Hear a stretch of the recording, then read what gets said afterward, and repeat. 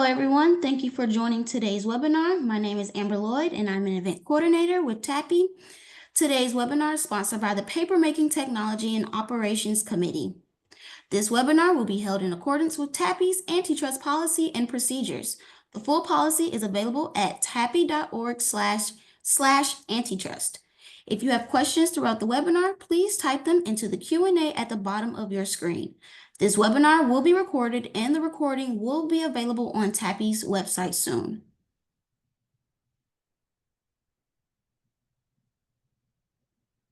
It is an honor to introduce Pierre, a true leader in the pulp and paper industry. Since earning his mechanical engineering degree from the University of Sherbrooke, Pierre has dedicated nearly 4 decades to advancing papermaking technology. He began his career as a project manager with GLNV in Choice Rivieres and quickly rose through leadership roles, including Vice President of Business Development, Vice President of Paper Technology, and Director of Innovation. Following Belmet's acquisition of GLV in 2019, Pierre became Senior Product Manager for Headbox and Forming Sections. Today, as Business Manager for the Board and Paper Machine Group in North America, he continues to drive innovation and excellence in paper manufacturing. With deep expertise in papermaking equipment, design, and engineering, Pierre has played a key role in shaping the industry's technology evolution. Please join me in welcoming Pierre. Now I'd like to turn the floor over to Pierre. Thank you very much, Amber. So let's start with our webinar today. I'll go with this. Whoops.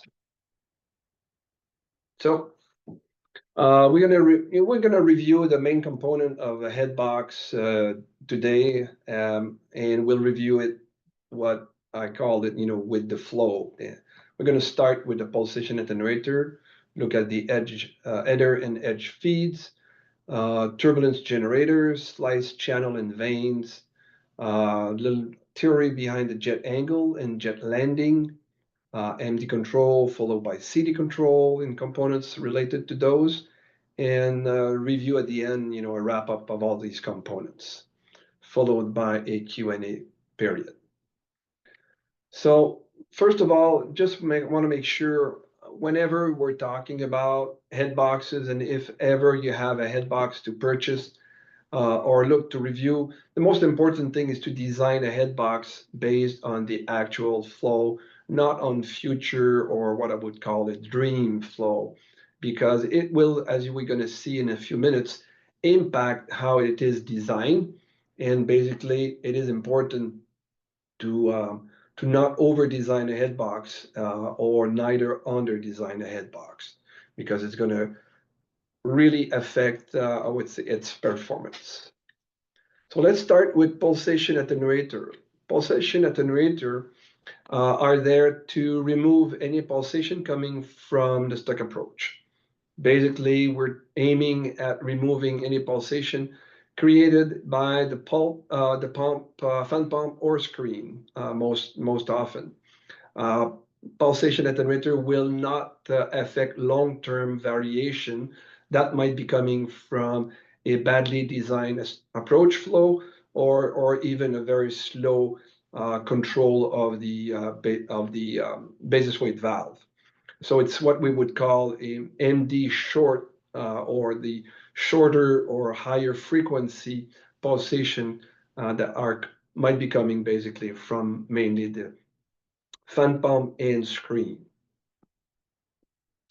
There's 2 types of pulsation attenuator. One is I would say what I would call surge tank, or they call PE or PD tank. So they're basically external attenuator. They have an interface of air and water, and basically are kept clean with internal showers. Very low maintenance, so it's easy to basically not having too much maintenance to work with. The diaphragm type is another external pulsation attenuator, which use a diaphragm. So it's in line, mostly done, I would say, with the Beloit design way back then. It has straight flow, It has no air and water interference because of the diaphragm, but requires a periodic replacement of that diaphragm. So these are based on usually maximum flow of the head box, such the importance of not having a too high, basically, flow when we design a head box. There's also internal attenuator head box that are basically, instead of being external, the pulsation attenuator is internal or part of the head box itself. This example here shows the taper header uh, followed by a tube bank, and then we have the steering chamber which overflow into this attenuator, uh, uh, I would say, pulsation attenuator device before entering into the tube banks or the turbulence generator. So these are internal, works the same way. There's some control, level control inside here to make sure that we have the right amount of air and pulp basically inside the unit. These attenuator both model basically are there to basically remove most of the frequency or pulsation that might be between like 1 hertz to about 50 or even 100 hertz. So these are very high pulsation. We have an example here or where the stuck feeding the pulsation attenuator had a few example of pulsation, and then after the pulsation attenuator was completely removed. These units usually remove by a factor of 10 to 1, at least 10 to 1 on these pulsation. Following the header, I would say the pulsation attenuator, then we find the header or the taper header. So it's there to convert a round pipe flow into this tiny wedge or slice opening and having the perfect distribution from one end to the other. It needs to be carefully adjusted. Usually there's a uh, return pipe. There is a valve that connects or control the balance. To balance the header, there's different way. Some header are equipped with the pressure transmitter front and back and measure those and make sure that the valve will be adjusted to get the same pressure. Some headbox will have what we call a tube behind the headbox on which that after we open the valve, we could see if there's a flow on one side or the other side because of the unbalance. So by playing with the recirc valve, we make sure that through the tube, the transparent tube, basically, that no flow are going from one side to the other. Now, this is, I would say, a coarse adjustment. Sometime, there is a small difference, and the true adjustment of the recirc line on taper header should be done through TSO or fiber angle testing. That's really, at the end of the day, what will make sure that your taper header is well balanced. Last thing, the control or return control valve should be positioned under the level of the wire or the silo of the wire pit. We don't want to have it cavitate or whatever, so it needs to be fully under the level of the wire pit. Followed by that, depending on the headbox you're running, some headbox will be equipped with edge feed.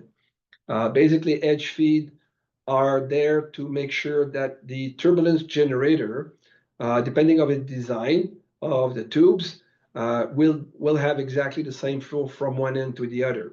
What I mean by that is if all the tubes are aligned into, I would say, vertical, there's no weak or overflow basically coming from the edge, and those headbox normally are not equipped with edge flow. When the pattern of the tubes are staggered, so they're not exactly aligned with each other, it will create at the edges some tubes being fed or not fed with like 1/3 of a tube, 2/3 of the tube. So that's where the edge feeds are needed to make sure that we have exactly the same flow. Those needs to be set up such a way that you have exactly the same flow at the edge that on the rest of the head box.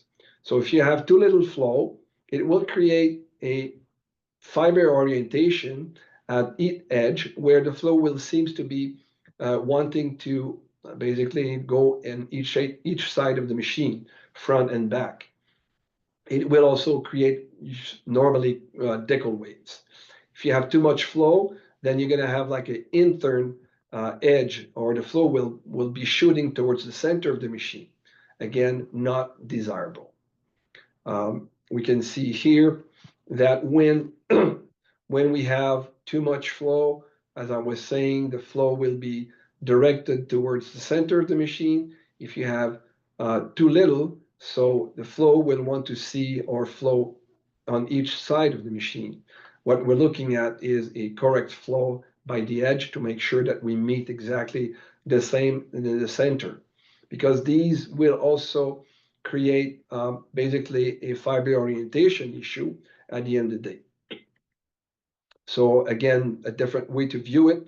If we have too little flow, it's almost like, this, from center to edge flow we're gonna have at the edges.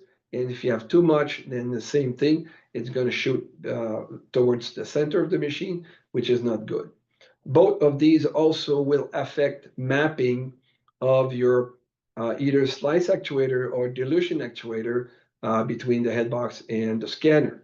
So if somebody plays with this, then you might see, an issue at the edges on the control. So what we're looking for is a perfectly adjusted edge flow to make sure that all the flow across the machine is parallel.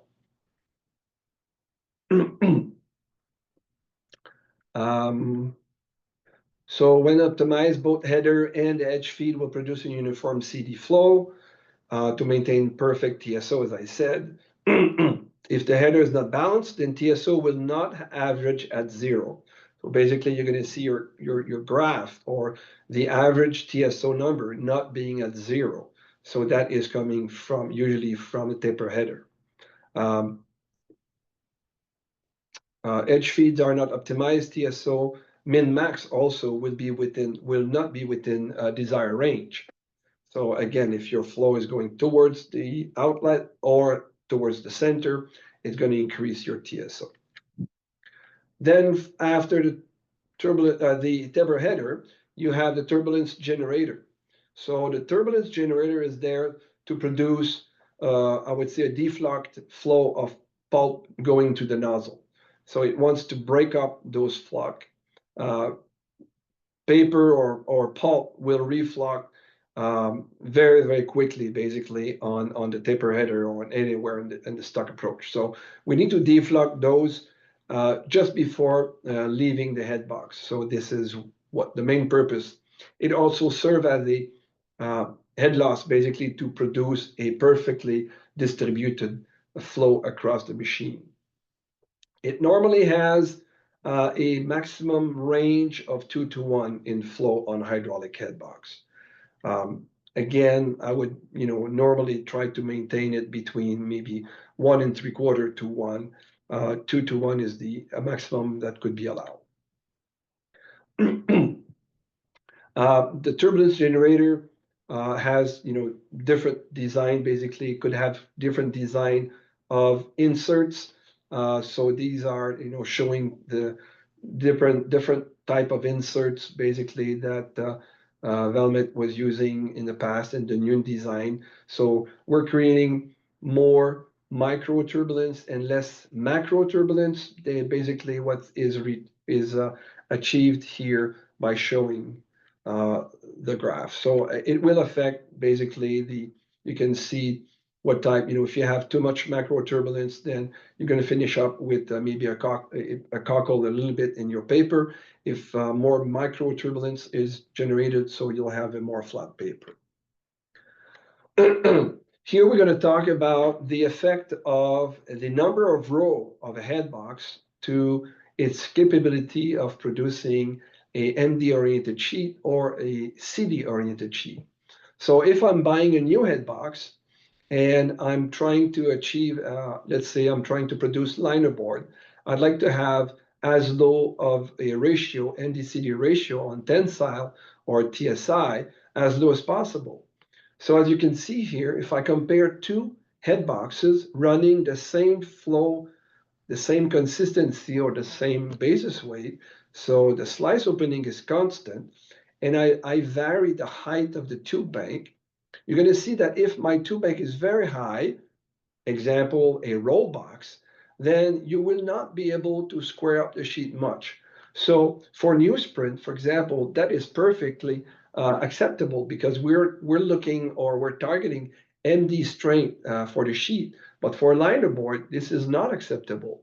We're trying to optimize the tube bank to have it the shallower possible or the less number of rows to make sure that, as you can see, we can lower the MD-CD ratio and get basically more CD strength for those grade like linerboard requires.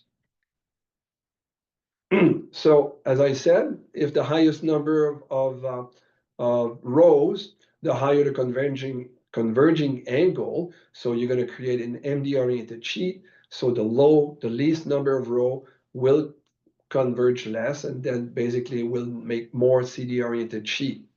Once you have a headbox, when you're not stuck, but once you have your headbox, the rule of thumb is that the ratio, the minimum, or the ratio, or the span between the minimum TSI MDCD ratio and the maximum TSI MDCD ratio you're going to get while working with the jet noir ratio will be only 1. So you can understand that the high converging angle nozzle might give you a TSI MDC ratio between 2 and 3. A low converging angle nozzle might give you from 1.5 to 2.5.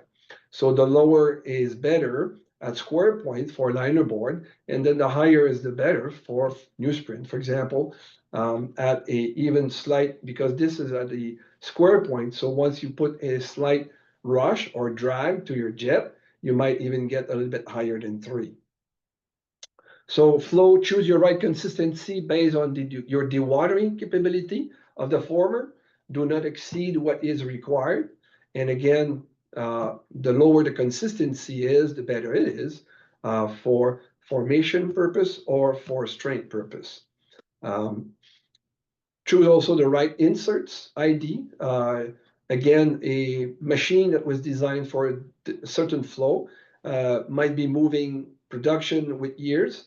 So at one point, maybe the ID of the inserts needs to be reviewed. And again, never do the mistake of buying a headbox for future flow or future speed. So once we get out of the turbulence generator, we go into the channel. So we have now a fixed headbox. Fixed meaning we have a certain number of row on a headbox. So H is now constant. For the same reason, MDCD tensile will change as you open up or closing the slice. So again, if you want to have MD-oriented sheet, you want to close the slice. For the medium, for example, corrugated medium sheet.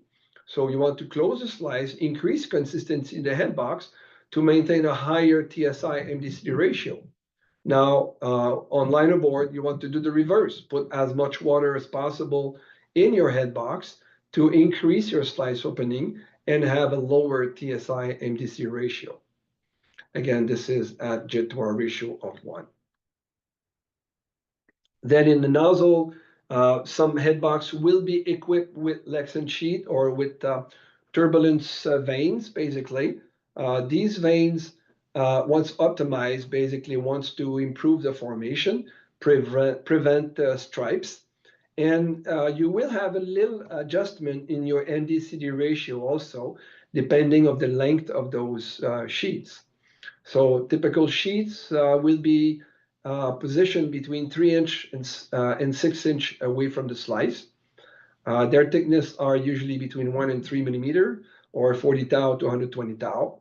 Various tip design can be available, and the length, the design needs to be optimized for best micro turbulence for formation. So going back here to the distance, you can see that basically the higher the machine goes, the more towards the 3 inch from the slice you're gonna, I'm sorry, 6 inch from the slice you're gonna be because of the already high speed of the jet. If you have a slow machine, then basically you can go probably closer to the slice without disturbing the jet. The idea here is not put too much turbulence at one point. Basically, the stock might even explode as it exits the headbox. Different material on those vanes.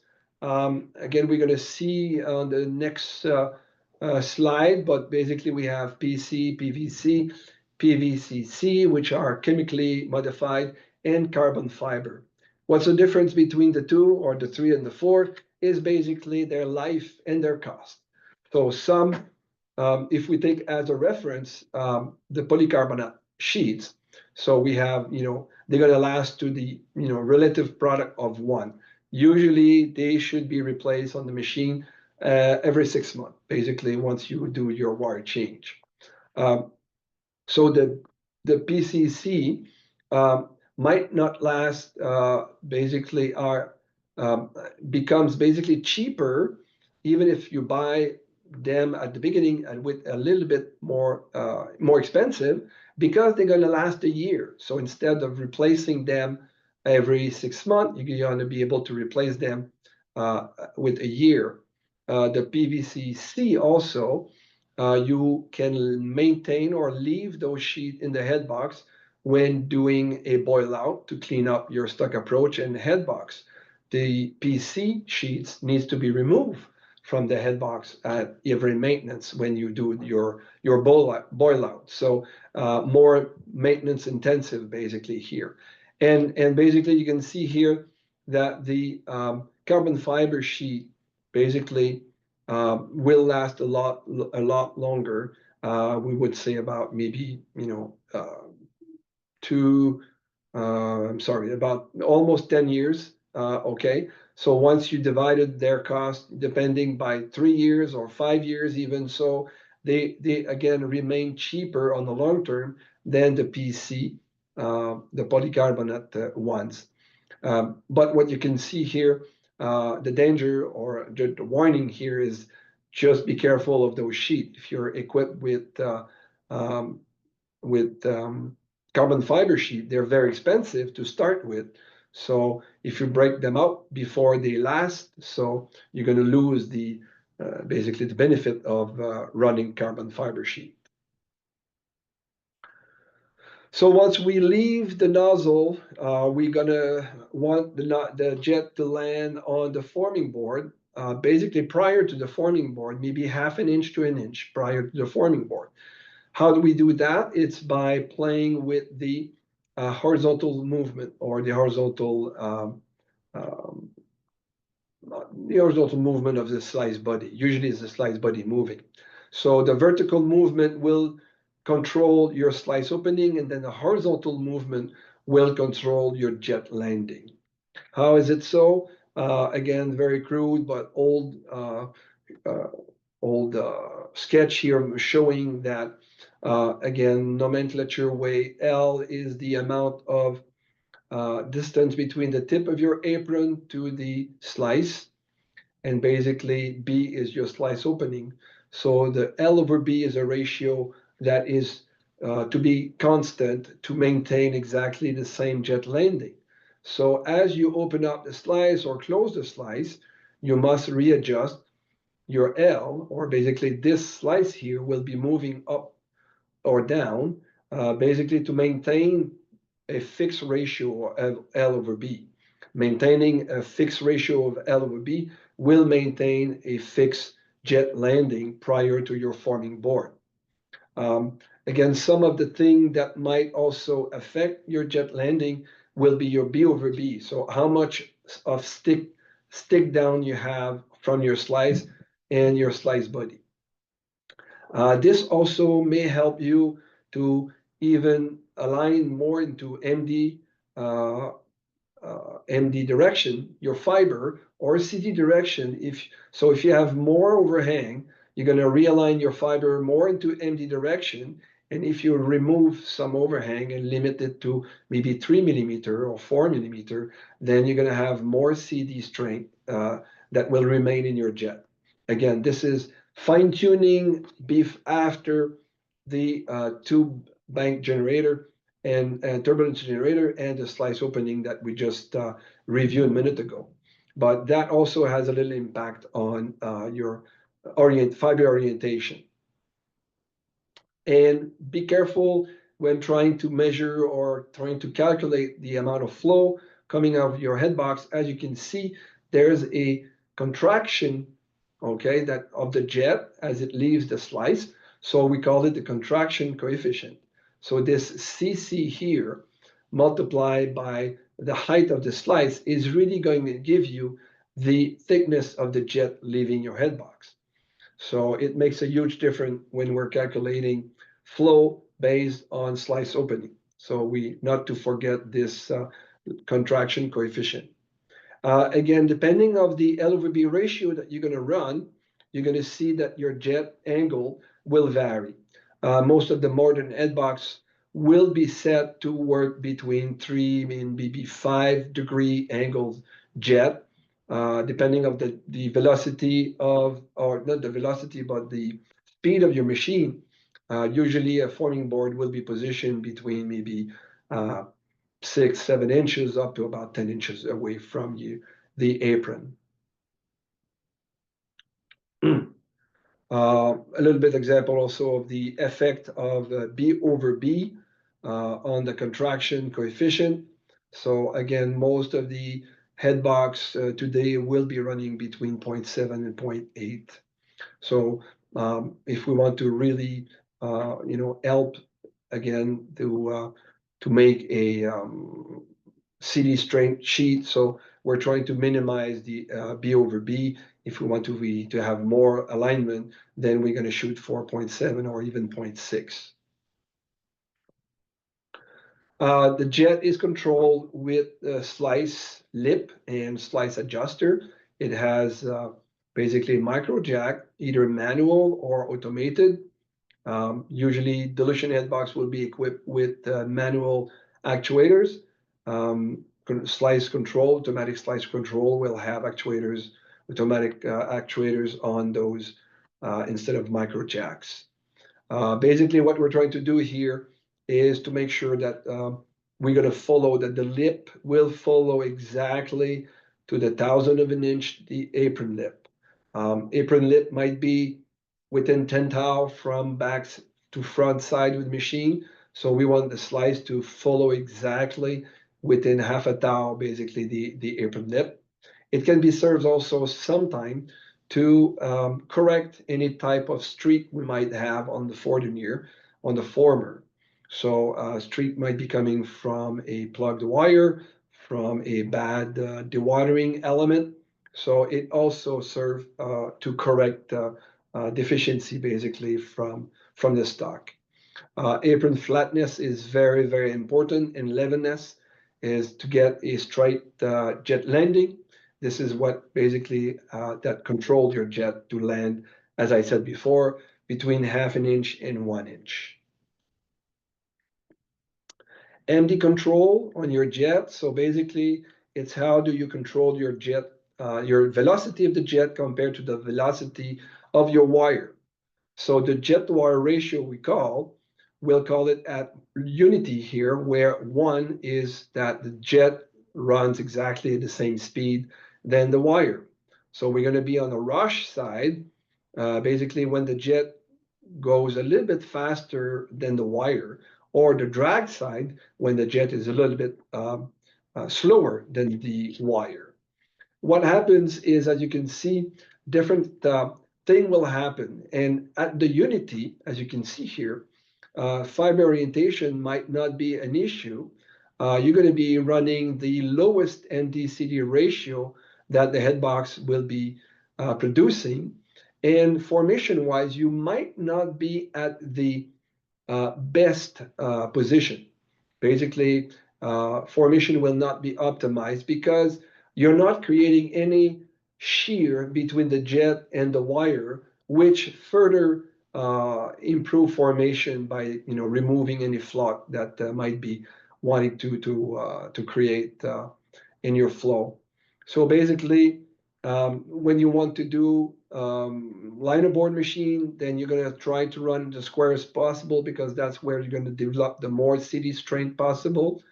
And when you want to run maybe a grade which is more formation dependent, so you want to have a little bit of drag or a little bit of a little bit of drag or a little bit of rush. So you're going to get your best formation right here. Usually that looks like to be maybe with 1.5% drag. Now, if you want really a grade that you want to run the highest MD/CD ratio possible, then you're going to drag even further. As you can see, your formation will be destroyed, but you're going to be producing a very MD-oriented sheet. And that's why most of the people might be struggling between the best point for formation and best point to MD strength on newsprint, for example, and where it might be a little bit different, those two points. See, just to end up, basically the same thing can happen also on the rush side. So as you can see, you're going to hit the best formation point here and the highest MD/CD ratio here a little bit further. CD control, now that you have set your jet to R ratio, paper, as you can see, paper will shrink more at the edge in a dry section than in the center. And for that, on a slice control head box, you have to target a low basis weight at the edge compared to the center to get this flat profile at the reel. So a slice profiling will curve the slice to make sure that we're going to get those low basis weight at the edge. Consistency all the same throughout the head box. And the fact that you're warping the slice might create a S shape in your TSO or a higher TSO shape or plus or minus number. On a dilution head box, basically we start usually with a flat profile on the slice. Yes, sometimes we put a little bit of frown at each edge, but nothing compared to the slice lip. What's going to happen is the dilution control, each valve will control the consistency of the stock inside the head box, which will provide at the end of the day a flat basis weight at the reel.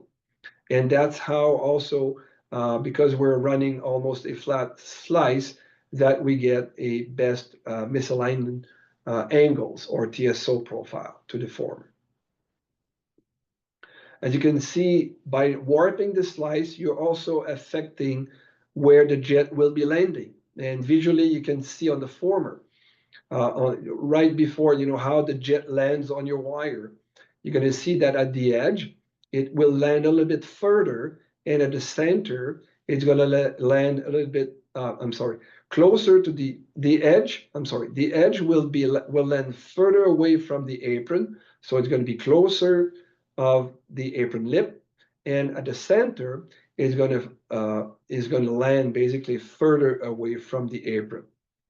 So there's a fine balance of where you want to have the jet lands to make sure that 100% of your jet will be landing before your apron and not on or a mix of before and on the apron blade. Slice lip versus dilution control head box. As you're going to see here, and the slice lip will create like a wave on your former. So it's a very complex things to control. And, the algorithm to control these slice profiling system are quite, complex, basically. As you move the slice further up or down with the flow, the response will be different. As you have a machine running faster and slower, the response will be different. So for every grade, you're going to have not ideally, but you'll have a different mapping, a different way that the control system will take over your basis weight control because of all these things. So basically, when you get a dilution control with a fixed slip, you don't have these wave created, and these wave looks like a boat when you run on a lake. You're going to see, depending on the speed you run, you're going to see those wave, very traveling quite large or being narrower. That you don't have on dilution control. Dilution control will give just basically a one no wave, and what we see here is the bump that is going to create on the weight. So it has a very narrow. I'm sorry.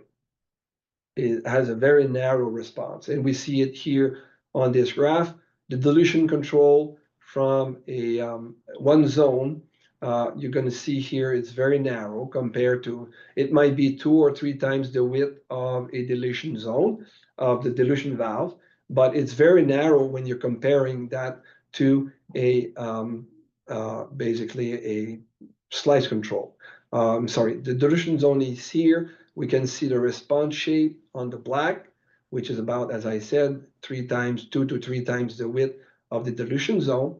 And when you're in control, slice control, then that's the weird side. You're going to create like a low spot, then the high spot, and then a low spot. And depending on the speed of the machine, you can even create a like a W shape at the top. So very complex to control, and that's why you have usually twice as better 2 sigma number or variation in your basis weight on dilution headbox compared to a slice control headbox. Here an example of how the dilution is injected in the headbox.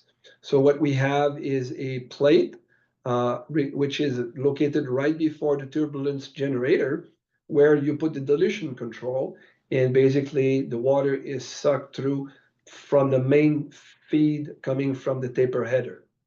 So is what we call the dilution ring feed. As I said, an example here of a headbox that we have that was slice control before the rebuild, and then went into a retrofit of dilution control. So we were able to reduce by half the 2 sigma. So let's have a little review of those components. Hoping my video will start.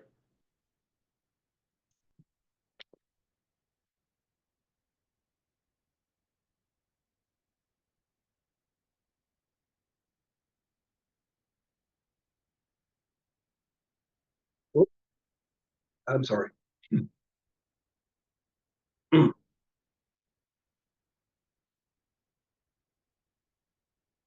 Oh, position, external position attenuator tank, as I said, explained before.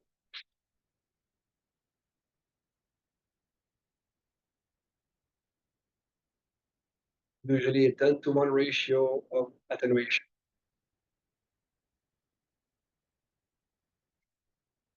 Taper header with different design. Can be round, can be rectangular.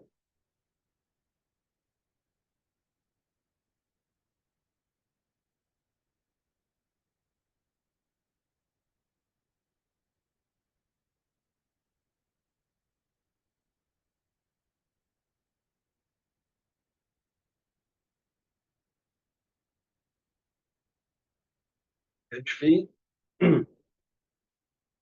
Edge feed are with mag flow and control valves.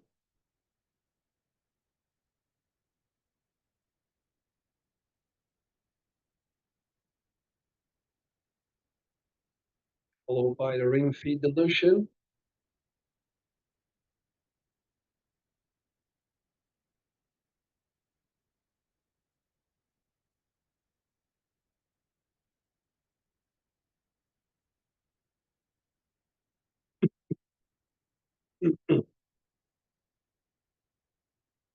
I'm sorry. Oh, did I stop? No. How can I go back?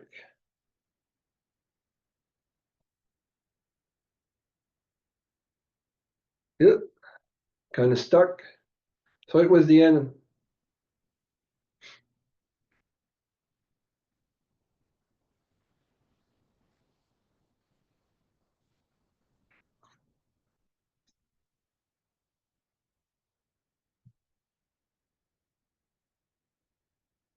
Can I have some help from Amber?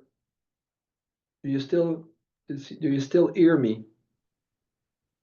Pierre, maybe if you exit out of the or escape out of the PowerPoint, and then it should let you slide through the PowerPoint again. Mm, okay. That's it. Thank you very much, Amber.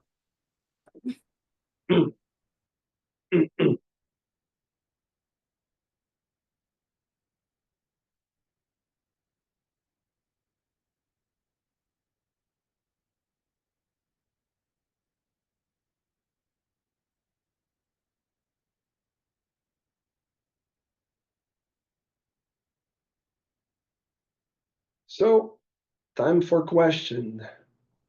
Amber, I'm giving you the floor. Thank you. First, I want to say thank you, Pierre, for your wonderful presentation, and also want to thank everyone that has joined the webinar.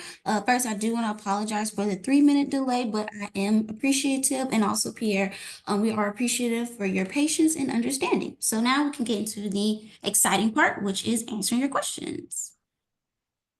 All right. So first question we have is, what should be the frequency to change diaphragm?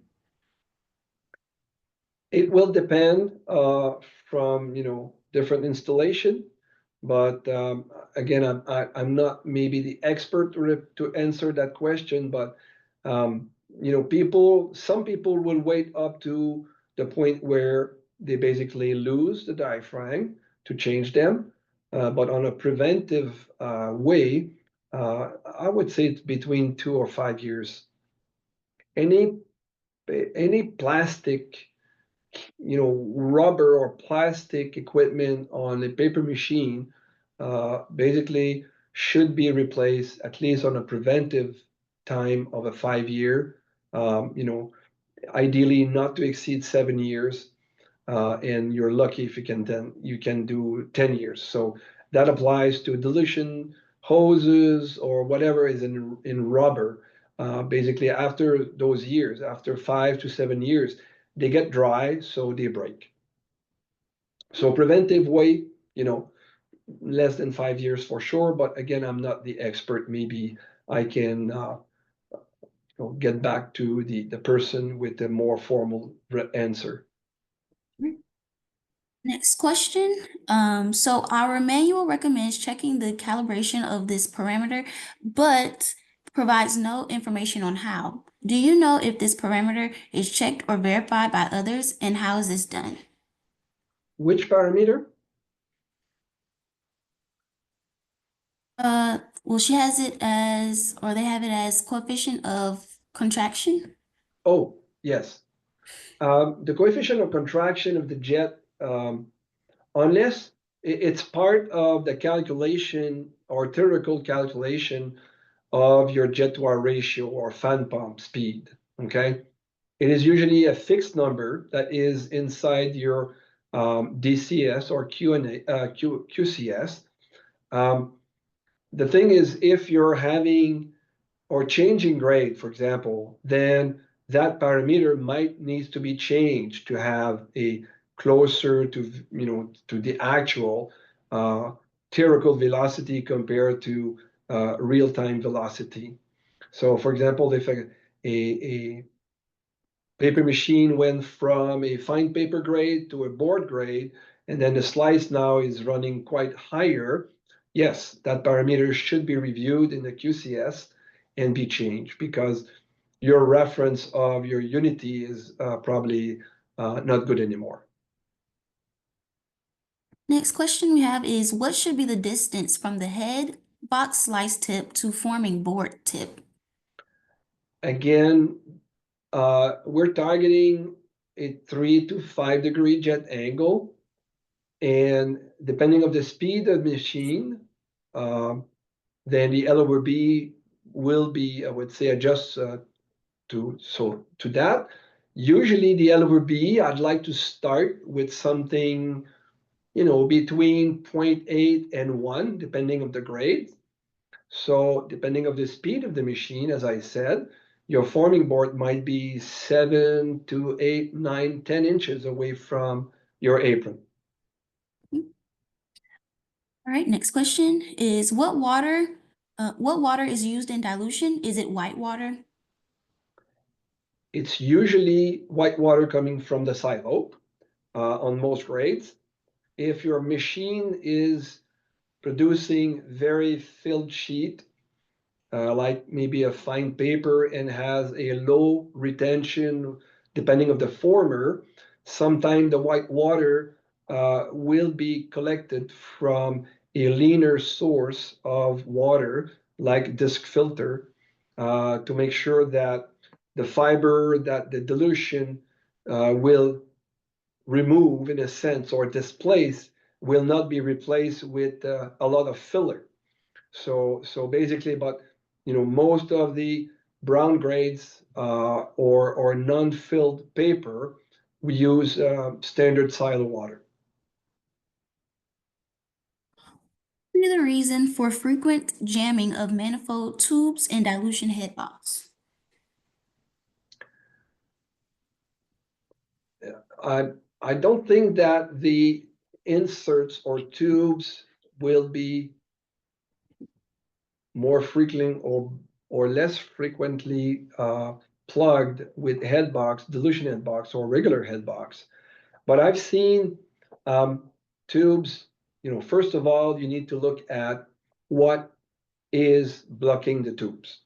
So is it just fiber or is it a mix of fiber and plastic and debris? Because I've seen, some customer with time increasing the slot width of or the hole diameter of their machine screen up to a point they just let go more debris, and which help basically better stapling of the fiber and then plug some of the tubes. Now, if you're running a clean stock with a decent slot width, basically, sometimes it could be velocity that are not well balanced between taper header and the inserts. Sometimes it's just that the velocity in the inserts are not high enough or too high, basically. So it's really a review of the design.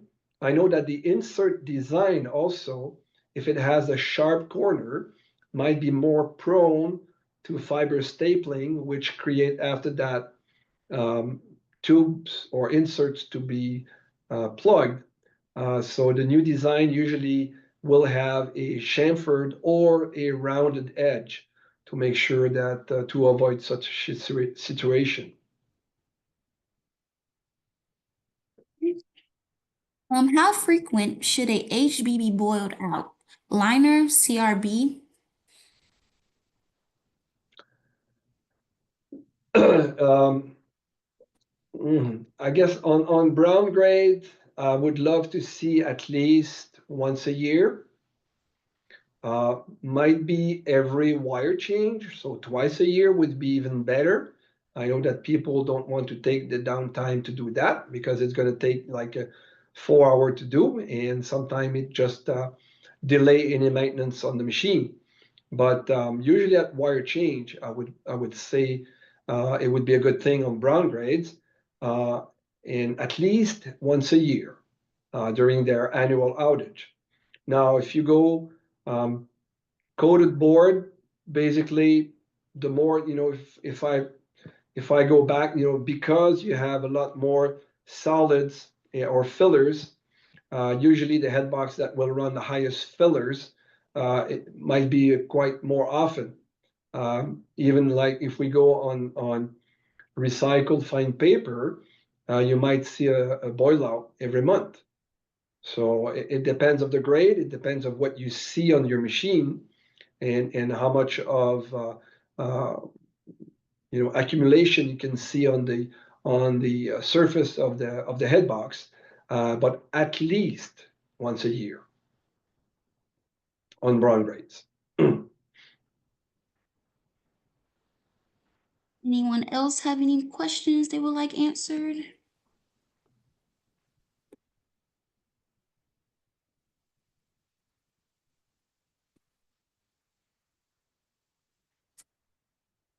Well, all right. Thank you again to Pierre Solanas for his informative presentation. If you have any other questions for Pierre, his contact information will be available in the chat. Send that up to everyone. Go. Everyone should have Pierre's contact information if you have any further questions that you have for him.